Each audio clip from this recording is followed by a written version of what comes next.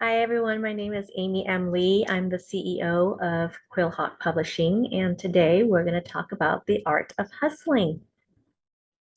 So, a little bit about me. My origin story started, of course, with my mom.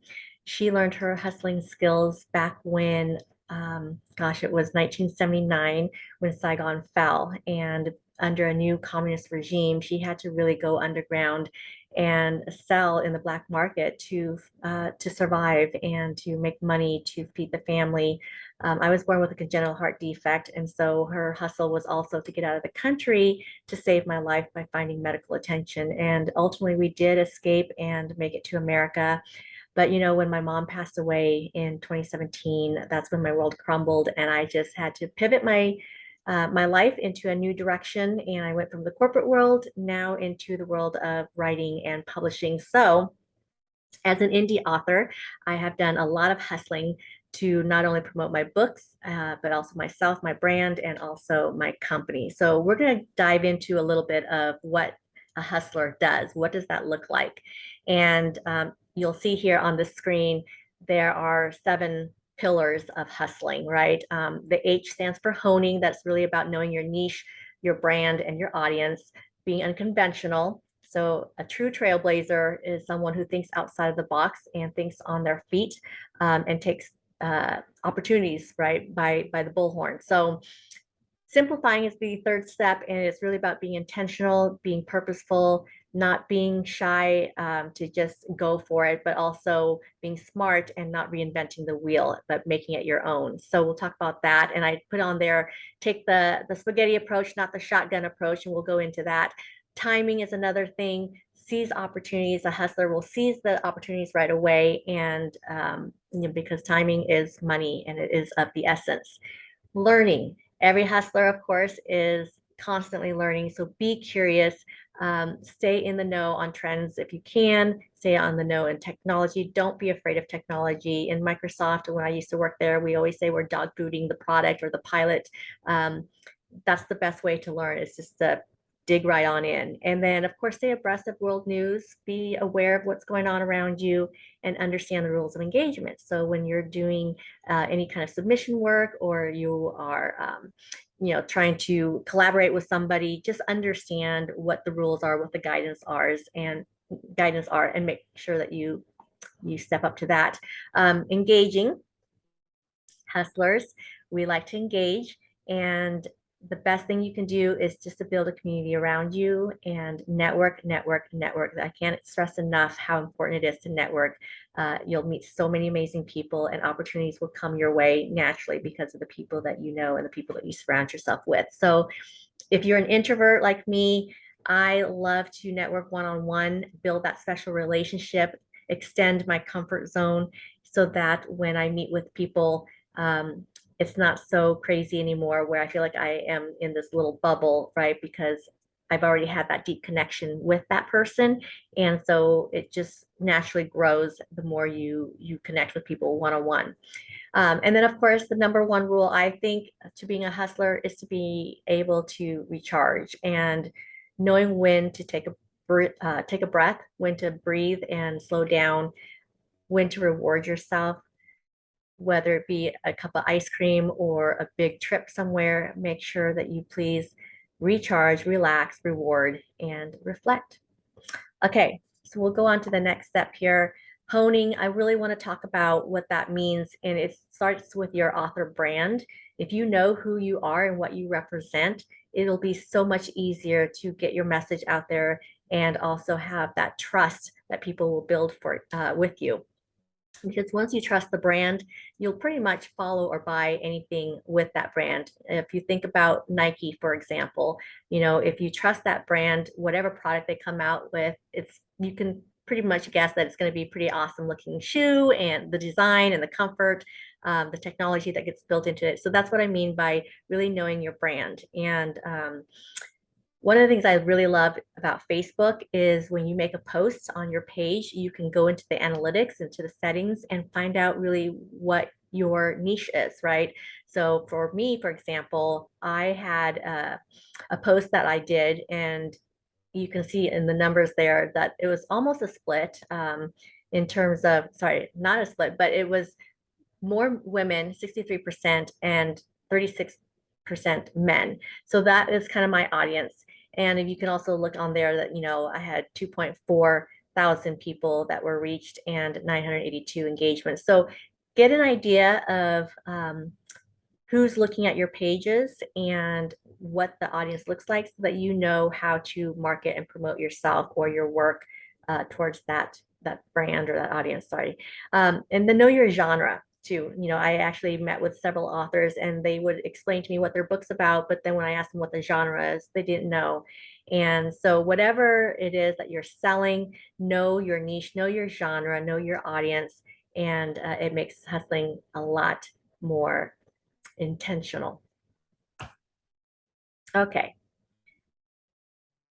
Did we just, yeah. Okay, so unconventional. Again, being a trailblazer means you're thinking outside of the box, and I want to challenge you, I want to challenge you to be unconventional, right? Know who your competitors are and know who your um your main consumers are. And then what you want to do is, of course, if it's your competitor, you want to make sure that you do what they're doing, but yet make it better or make it your brand, whatever your particular niche is, make it your own. Okay. And then whoever your consumers are, understand also what they're looking for, address their pain points, and don't be afraid to try something different to see if you can solve that problem for them. I'm going to go ahead and skip on to the part about being afraid. A lot of times we hold ourselves back because we're afraid that we're doing things wrong. And we're going to have those days. You're going to have those days where you have imposter syndrome and you're thinking, I have no business doing what I'm doing. And I will tell you, everybody goes through that. Every hustler will go through that. But the difference is hustlers don't stop. They don't quit. They keep going. And eventually you'll find your groove and eventually you'll find your audience. And you learn along the way and you just keep tweaking it, you keep fine tuning it. So I don't give up. Let's go into simplifying. Okay. Being a hustler is all about being intentional and being purposeful. So when you wake up in the morning, ladies and gentlemen, please think about what you're going to achieve that day and then go for it. And I talk about the spaghetti and the shotgun analogy here because a lot of times we try everything. With a shotgun, when you shoot it, the pellets go everywhere. Lots and lots of pellets go everywhere. But do they necessarily hit their target? No. Sometimes they do a lot of damage. What I'm going to challenge you to do is think about the spaghetti approach, and that is wake up, be intentional, noodle over the idea, think about it, right? And then make a plan, put it into action, execute. And what you're going to find is when you do it right. And when it's ready, like spaghetti, what you do is you throw it against the wall. And if it sticks, that's when you know you have the right plan. Hopefully that makes sense. I know sometimes people get confused when I try to explain the shotgun and the spaghetti approach, but I would challenge you to just, again, be very intentional, noodle over it, make it sure it's right, take that extra time to make it right, and then go for it. Okay. We talked about, okay, timing. Let's talk about timing. Every hustler is always on the go, go, go. We do live in a hustling society, in a hustling world. It is the culture that we live in, unfortunately. But one of the best things I can tell you to do as a hustler is to manage your time and seize your time. Um, Opportunities will come your way. What you want to do is take action on it right away. It doesn't mean you have to complete the action. It just means you got to take some sort of action. And that could be saying to Siri, hey, set a reminder for me to call so and so at 6 p.m. tonight. Or, Alexa, give me the world news and how does that relate to what I'm doing today? You can plan strategies around that when you meet with somebody in the shopping cart line or shopping line, or when you just happen to run across somebody, some random stranger, and you said, oh, let's connect, let's collaborate, whatever. I encourage you to please put that phone number or put that email address in your phone right away, or whatever it is. Again, seize that opportunity right away. If you have a blog opportunity, if you have a podcast opportunity, if you have an interview opportunity, seize it right away. Don't wait. Shoot the email, say, I'll get back to you. It was great connecting with you, so on and so forth. Okay.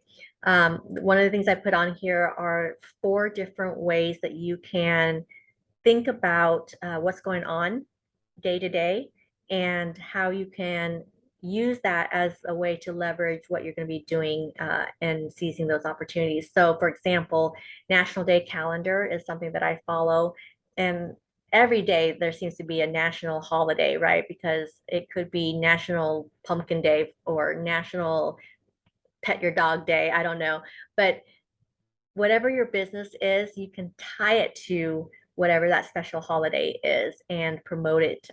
And just, if sometimes we run out of ideas, run out of things to post, that can be a good starting point for you.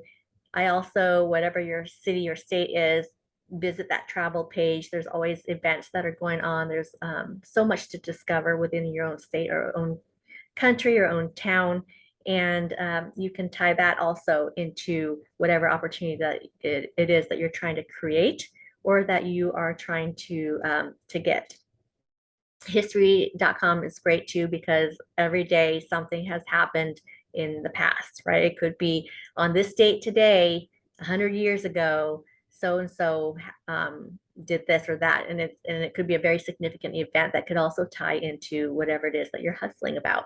And then thatdigitalrush.com, which is one of my favorite digital marketing companies out there, they have this free thing called Inspire Starter, and you get texts every morning, every day that gives you little prompts on how to be creative or little tidbits of information, and all these little nuggets are really good. So I would encourage you to visit their website and sign up for the free Inspire Starter.